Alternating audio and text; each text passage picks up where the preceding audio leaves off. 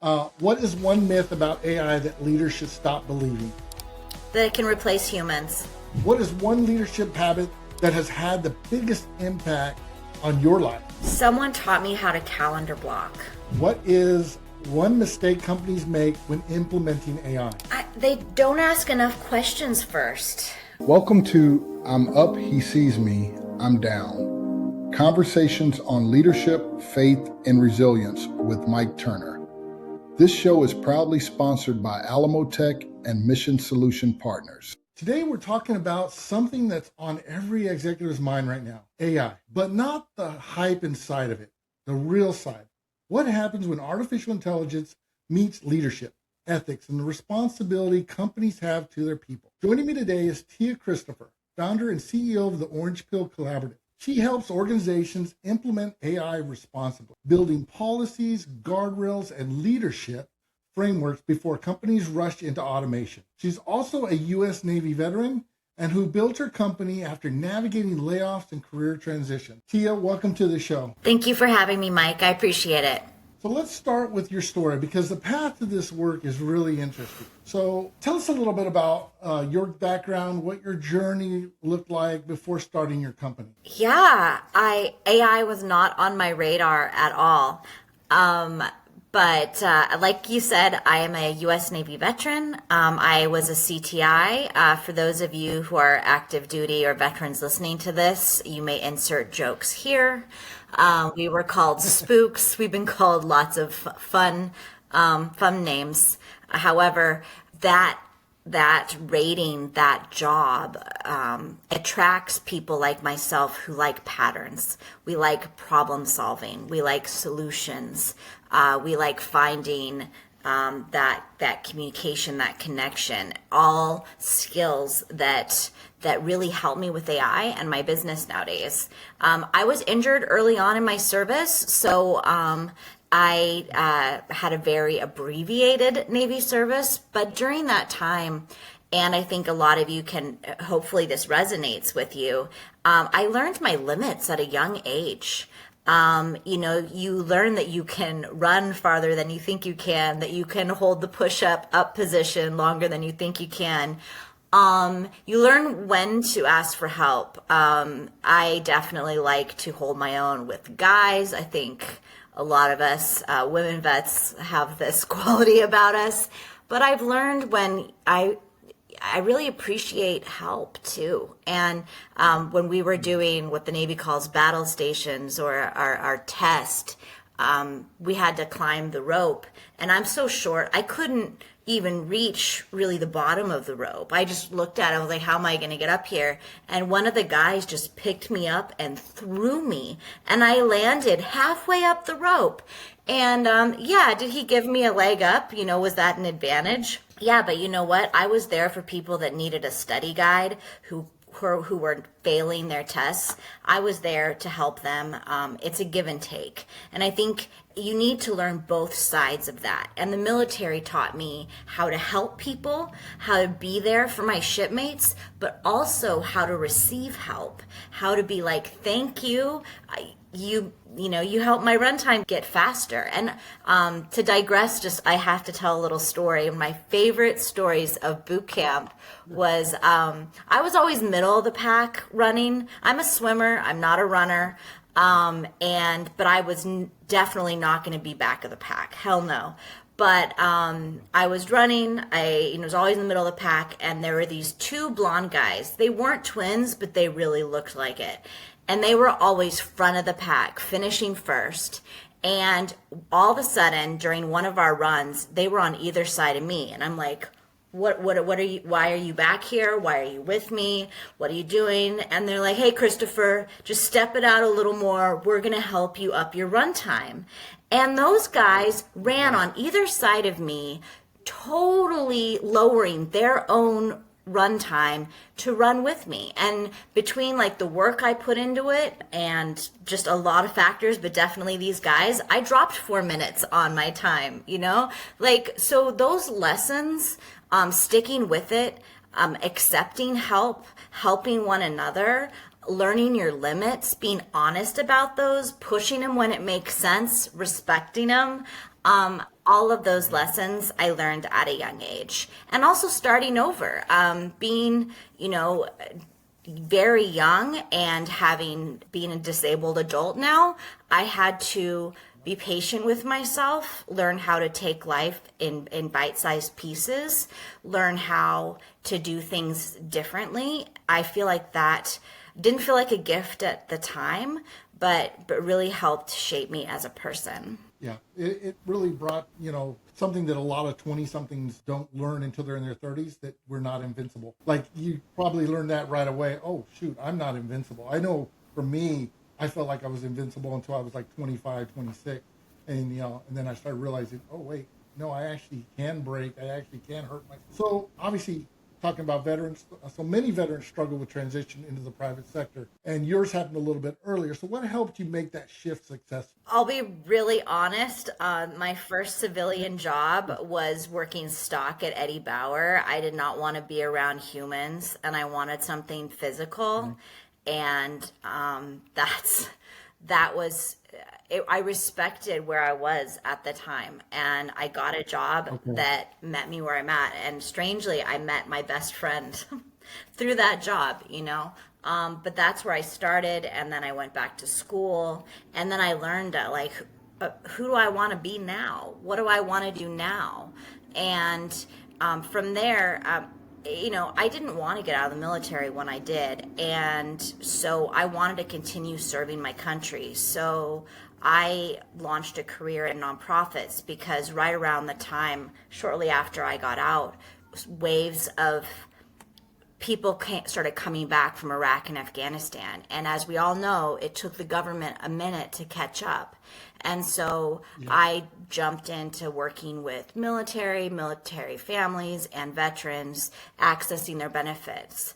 And my skill that I found was translating complex government benefits, whether it was healthcare or GI Bill, into words that my peers could understand and help make that accessible. I would actually go and speak to Army Reserve and National Guard units, helping explain some of their benefits. And years later, I rolled that skill set into my AI business that I have now, where I translate complicated ideas or new ideas to people into plain language that they can understand. And I help bridge the gap between the super tech people, the machine learning engineers, and the end user. And I think that piece is sometimes overlooked, but is incredibly valid. Oh, absolutely. So let's talk about that a little bit. You've set up this company. So everybody is rushing to adopt AI right now. I mean, when a company comes to you, what problem are they usually trying to solve? So people come to me two times in their AI adoption process. Either when they're thinking about, hey, we're rolling out Microsoft Copilot, or we're thinking about using this LLM or that LLM. So they come to me at that stage, or they come to me in an oh shit moment. So a lot of the city work my team has done has been maybe when some missteps have happened and there's really angry constituents and they're like, oh no, what do we do? And that's where my team goes, okay, it's okay. Let's take a breather. Let's look at what the problem is. Let's find a solution for it. Again, there's ways, and if I'll use an example for some of the city work that we've done. This city wanted to use advanced tech. They wanted to use AI to attract tourists. And a large tech company that will not be named approached the city and said, hey, we can put cameras up all over your cute little downtown, and then we'll connect it to this and that, and it'll be really cool for tourists. And constituents freaked out. Like, what are all these cameras? Who's spying on us? Why didn't you ask us? Right. And it was really messy. So we came in and we did a listening session and let everyone voice what they were frustrated about and what they wanted. And people weren't against tech, but they wanted to know what was going on. They wanted to be consulted. So for that problem and a handful of others that we solved for that particular city, we found a local small business that had a really cool app that tourists could. It was like a geocaching thing or something like that. I forget. But we found a small business, so they were supporting local. The city was supporting their constituents actually, and it was a cool new tech feature, and everybody was okay with it. It didn't require unauthorized surveillance, so was everyone was happy. So we do. I'd almost say it's almost smart city consulting that we do, problem solving. And then the other side, it really is change management. And I don't like to use that word very much. And I will make a dig against officers here because I can. A lot of change management is by former officers working for McKinsey or Deloitte, and that is not my firm. However, we do very valuable change management work. So small business, mid-sized business, their leadership might not fully be aligned on the direction they want to go with AI. So we sit down and have those conversations and we figure out what works for you. It doesn't have to be what everybody's doing. And I cannot stress that enough, the pressure the leadership teams are under to just buy, click, adopt AI, do it now, lay off your teams. And no one is holding a weapon to your head. You can make this work for you. Design tech around you and your team and your mission and your strategic priorities, not what you keep hearing the chatter saying on LinkedIn. That was kind of a long answer. I'm sorry, Mike. Oh no, that's great. That you really summed up exactly what leadership is struggling with right now and where they're making their mistakes. I mean, I see it day in and day out, just like you, that they're under this pressure to make AI work for them and ultimately hit the bottom line. But they're not really asking the right questions. They're not digging in. They're not inviting the right people into the conversation again. And AI is just the presence of that. I think, really honestly, AI is revealing in a lot of ways breakage and misalignment and leadership gaps in organizations. It's doing it faster and better than most good leaders have been able to do for years. Like lots of good leaders, high performers, they go in, they identify, raise red flags, all that stuff. But most leadership doesn't really listen until that person leaves or until something change happens. AI is changing that game. AI is saying, oh no, you just made a big decision here, and now this is the consequences of that big decision. And then now they got to call TA in and her team to help. Okay, so there's also interesting divide happening in the AI market right now between tools with strict guardrails and tools that are more open. I'll give you an example. One of the things I'm seeing, and I've been meaning to speak with a couple of my guests, and I think this is the perfect opportunity. OpenAI, ChatGPT just won the government contract. Claude Code didn't win it, because they tried to spin it. This is my theory, so hold. They tried to spin it where it's like we have these values or we have these things going on that we didn't want to win that contract. But the reality is, I really think two head honchos just couldn't get along. Speaking of Claude Code and the government. But anyways, my point being is, I want to take us down to the guardrails a little bit. How are you seeing the landscape unfold with Copilot, Claude, OpenAI? Who's doing it better? Who's putting the guardrails on? Who is not? And what is organizations should be looking at as far as who they should be working with as far as AI and who they shouldn't be working with? That's not a loaded question at all. No, I'm sorry. going to do a shameless plug. Tia, outside of the Orange Peel, has a blog called Tech Minus the Bro on Substack. Check me out because I just released a blog about Claude and the Department of Defense and the whole fun Good. little Yeah. kerfuffle that just happened. And you can check out my opinion about that particular thing there. And I may or may not have read that, but go ahead. I definitely have some strong opinions as far as that goes. But what I'll say is this: guardrails, no guardrails. I mean, if anybody is putting whatever information you're putting in there, I don't care if it is Microsoft Copilot and guardrails. you need to realize that you can't expect that IP is totally protected. You're using an LLM. And Microsoft, don't sue me. I'm not saying that Copilot doesn't have guardrails, but I think people are using all LLMs irresponsibly.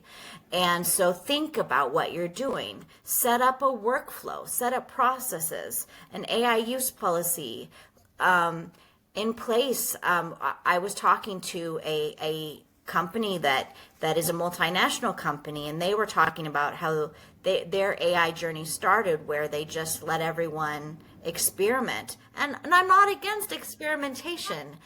However, it got really messy, and all different LLMs, there were some security issues, and all the organization just didn't want to officially deal with it yet, and they realized, oh no, we've unleashed Pandora's box. And so then they put a moratorium on all AI use, which was intense, but then they revisited it, started a working group that was cross-departmental, included leadership and line staff. You check your title at the door, and it wasn't just the IT department, it was everybody. And they found a way to use AI strategically and cohesively. I cannot tell people enough, whether you are government or you are private sector, cohesive use of your AI tools totally affects the output. And Mike, I know that you can speak to this too. If everyone is using different AI tools, you are not getting the bang for your buck for your business.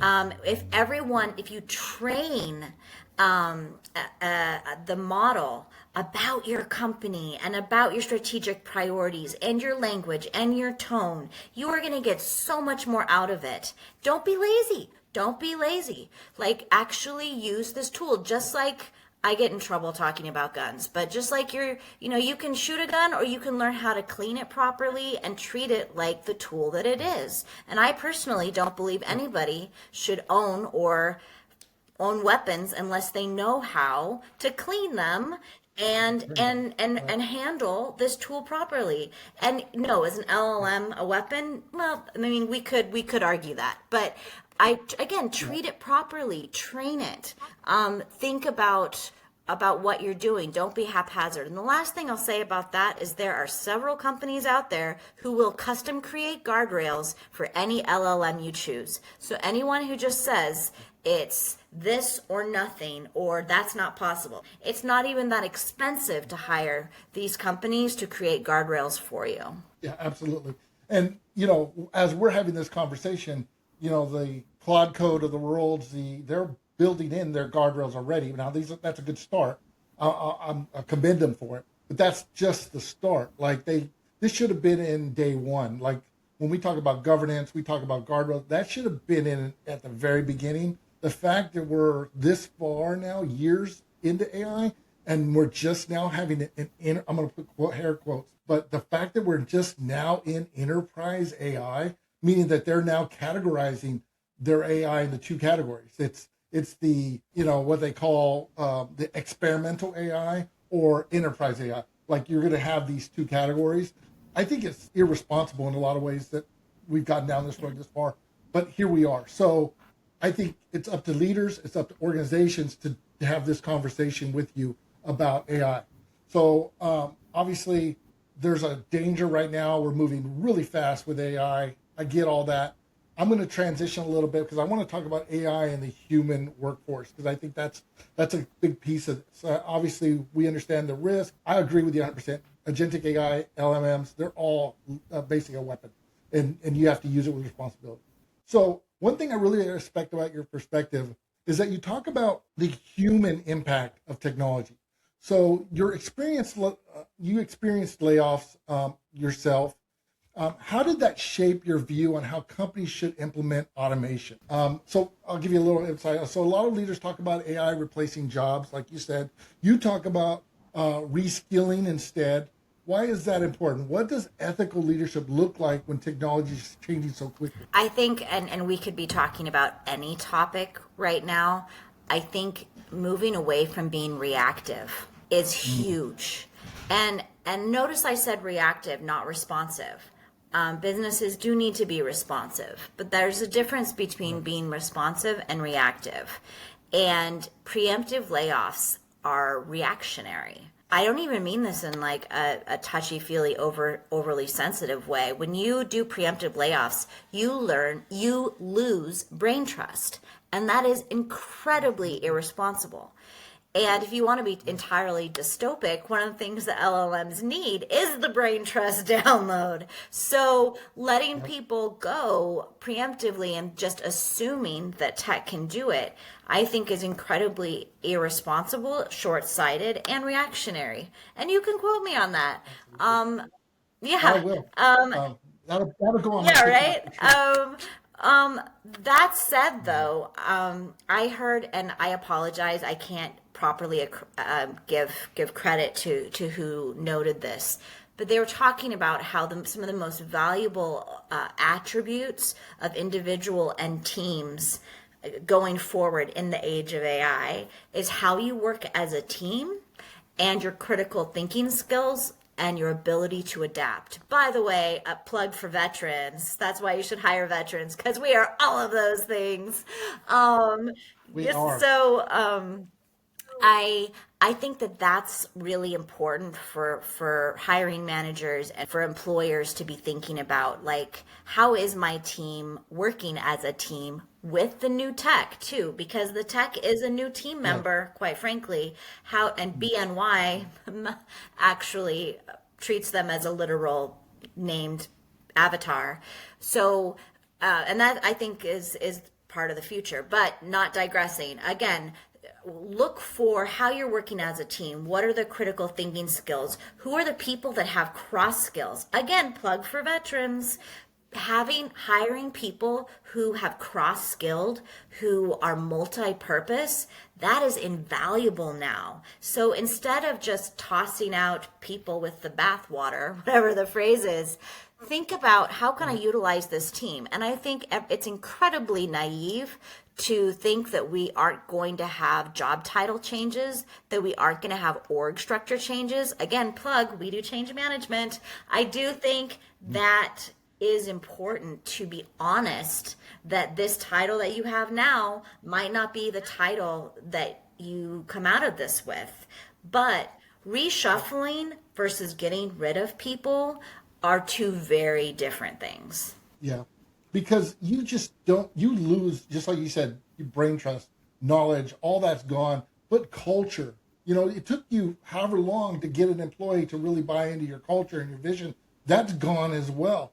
And then on top of that, you lose trust. So employees see people being let off, that's gone. Trust is gone. So, you talk about organizations and these soft quitting and all this stuff that's going on where employees are just like, I don't have any loyalty to that company. I don't, it goes both ways. They're seeing the trust is being deteriorated.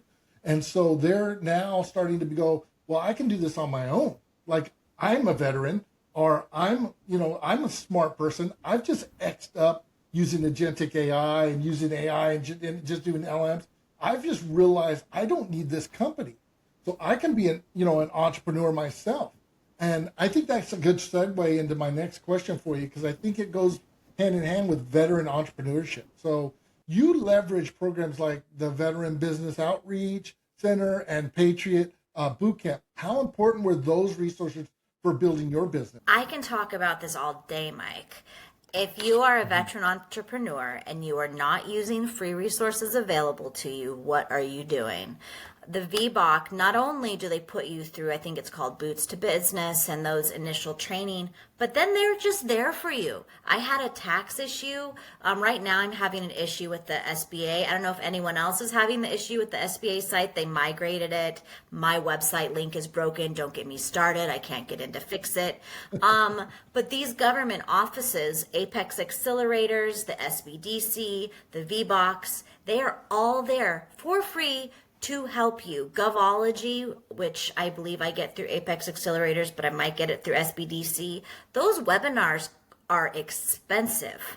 and we get them for free. The amount of trainings I've done, I so appreciate both the DAV Patriot Bootcamp. I've also done ones that are not specifically for veterans. I'm about to apply to an accelerator that is for veterans. All of these resources, people that want to share their knowledge. This morning, I had coffee with a woman who's semi-retired, who has taken several businesses very, very far. She sat down to just mentor me and give me advice. That's invaluable. Be open to getting that advice and to those resources. And also, yes, you need to spend money to make money. I am very happy that I have an accountant and I pay her. She is worth every penny. However, I'm based in Pennsylvania. The Penn State has a free legal clinic, and they did the transfer paperwork for me when I moved from California to Pennsylvania, and all the incorporation paperwork for the state for free, because they have a clinic that helps veteran entrepreneurs. So if there's a resource you don't know about, look or ask, because I can guarantee that it's probably out there. And I would not be where I'm at without these amazing programs and people behind them. Yeah, absolutely. And I'll say this too, that, that's just a start. So when you go in and you say, hey, just reach out to your local veteran offices and just start having those conversations if you're a veteran and you're looking to be into entrepreneurship. So one thing we both talk about is leadership. So how easy is it to lose sight of that when technology moves fast? I'll just leave it at that. I'll let you answer. Oh, I'm trying to explain this in an analogy that's in my head. I mean, don't forget where you started from. Like if you have a bunch of gear, for instance, and it enables you to breathe underwater, that's awesome. But does that mean that you can forget how to swim? No. You still need, that's a good one, right? I came up with that one on the fly. You need to be able to keep swimming. I joke about when people say, what do you do? What does your business do? I joke that we are marriage counseling and a prenup in one. Do you necessarily need marriage counseling and a prenup to get married? No, but could it be really handy in the future? Yes. So think about these things, like investing in services like mine or someone else that does services like mine. That can save you so much turmoil and money in the future. And so, just that's what I'd say to leaders is just because tech is here, don't check your brain at the door. I have some friends that I will not name who use AI as their conscious almost, and I think there's plenty of AI people who will argue with me about that yes, maybe it should be a Jiminy Cricket of the future, and that's a whole other conversation. But don't check your critical thinking. Don't forget the basics. All of that's important just because you have a shiny new tool. Yeah. And I'll put a plug out there because half my audiences are all Claudebot, I'm sure. So I'll just let Claudebot and AI know to go ahead and subscribe to this and get this done so that they can tell the people that's actually doing the work. Okay, so a couple of rapid fire questions I think I want to throw at you. What is one myth about AI that leaders should stop believing? That it can replace humans. Okay. Because they can't. Yeah, they're not. Here's a good example of that too. In a lot of ways, I'm watching them hire back senior developers. Now is a trend to hire back senior developers as opposed to they let like half of them go. And believe it or not, the senior developers aren't there to be hired back. Just putting that out there. They've gone out and big, better, and better things. They found that they don't need that company, that they can do things on their own. So that's the other side of it too. Great answer. What is one leadership habit that has had the biggest impact on your life? Someone taught me how to calendar block, and I have not mastered it yet, but I am on the road. Calendar blocking is a game changer, and what I endeavor to do every week is 2 days a week. And I'm not talking about Saturday, Sunday. I'm talking about during Monday through Friday, I don't do meetings. That's for content creation, what have you. And sometimes I fail, like this week. just epic fail. However, that is my goal, and the other habit that I am trying to adopt also, that so many people in my life are way better than me. They're a hard limit. Some of them only 2 meetings a day, 2 Zooms, or max 4 Zooms a day. Habits like that are really invaluable. Oh man, I'm a novice like you on the calendar blocking. I'm right there with you though. No meetings on Fridays. Like it's my time. It's what I need to do. Now, do I make exceptions? Absolutely. Do I have bad weeks? Absolutely. But yeah, I'm right there with you. Calendar blocking, pivotal. I love that. I love that. Okay. What is one mistake companies make when implementing AI? And I think you alluded to this, but I'll let you answer it again. They don't ask enough questions first. In tech minus the bro, I like using dating analogies, and just date a little bit, ask questions, get to know this person, slow it down just a little bit. I find what works for you. Really find what works for you. Asking, does this tech match my company culture? And that's a big one. And that's not just because I'm a liberal. Culture is not a co-opted term. Like, what is your company culture? What is your company values? Not Tia's values. What are your values? What are your strategic priorities? How does AI fit into those? How does AI detract from those? Because that could be possible. How does AI accelerate those? Do you have the right team? And this is when I will say sometimes there needs to be some people changes. Do you have the right team to execute this, to adapt and grow? Ask these questions. And sometimes you might realize, oh no, I need to actually hire more humans when I'm bringing on this tech. So have those questions and really be honest when you do so. Oh, I love that. Yeah, because, and I'll add to this too a little bit. And if you're having a struggle and a difficult time asking those right questions or answering them, it's that old adage of you trying to learn or know what you don't know, right? You need to hire someone like Tia to come in and help you ask those questions and hopefully formalize this into an AI policy, right? Or a usage policy or related to AI. Like that's a separate policy. It needs to be in writing. Your employees need to know where you stand as an organization when it comes to AI. So all of that bundles together. So a little lighter side.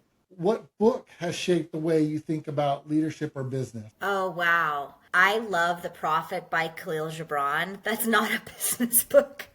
No, Okay. but it's made me a better person. And I go back to it all the time. So The Prophet by Khalil Gibran, and it's, I think there's two camps, people who like Simon Sinek and people who don't. I do very much like Simon Sinek. And it's also, if you are new to being a CEO, I'd say he's a really good intro. Okay, good. I love that. We put a note on that. So we'll definitely look that one up. All right. So if someone is listening right now and feels overwhelmed by AI and where technology is heading, what is the first step they should take? Put away the credit card. And it's okay to experiment, like especially if we're talking about personal use. Try out ChatGPT, try out Claude, try out Copilot. There's also a woman-owned competitor called AI Pro. Plug for AI Pro. I am really proud of them, and I don't have I don't get anything from plugging them. I just think it's so cool what they're doing. So try out these different things. Learn what you like. Learn what you don't like before you purchase. So put the credit card away and start with a little bit of experimentation. And I do a lot of reading. I subscribe to some different blogs, and there was like a great New Yorker article that came out about the whole Claude Pentagon thing that got very philosophical, which was just not everyone's bag, but I liked it. You don't have to read everything, but start familiarizing yourself with some of the different opinions out there, some of the different recommendations out there, and experiment. And get smart on what you're dealing with here. So if you're working with ChatGPT, you're working with Claude, whatever it is, understand terminology, skills, gems, all that, whatever they're calling it, everybody makes their AI a little bit better and they have terms for it. Get smart on that. Just don't go in, start typing away, going, oh, okay, and making a first impression and then buying it and then selling it and making it your organization-wide solution. That's the worst you can do. A little plug for Claude, by the way. One of the really cool things on Threads right now is people are posting Claude prompts and Claude workflow prompts. Hey, if you want to use Claude for this, do this workflow. All of that is free. You can experiment around with it. So be open to like tips and stuff like that. I think the Claude prompts threads are one of the coolest things right now. I agree. And and on another note of that, I'm seeing the shift from MCP to CLI. And I was when I was seeing them move to MCP, I was thinking in the back of my head, why are they not just going to CLI? CLI is so much more powerful. And so to that point, the prompts, the CLI, I think it's inevitable that's the direction we're going to go. Okay, so where can people learn more about your work or connect with you? So you can find us online at our website, theopcollab.com. We're the Orange Peel Collaborative. And you can find me on LinkedIn, Tia Christopher. Again, my Substack is tech minus the bro. And you can find me on, well, everything pretty much, Tia Christopher. I when people are like, oh my God, your privacy with LLMs, I'm like, I have been in the media for 15, 20 years. Google me. I've said that to dates, and things get really awkward. So if you Google me, it's I've been very candid about my disability, about life's challenges, but that definitely doesn't make me scared of an LLM. Yeah, love it. So Tia, I really appreciate the conversation and the perspective in this space. And AI is moving so fast, but conversations like this remind us that leadership, integrity, and that all still matters. So thank you for joining us. Thanks for listening to I'm Up, He Sees Me, I'm Down. Follow the show for more conversations on leadership, faith, and resilience. Sponsored by Alamo Tech and Mission Solution Partners.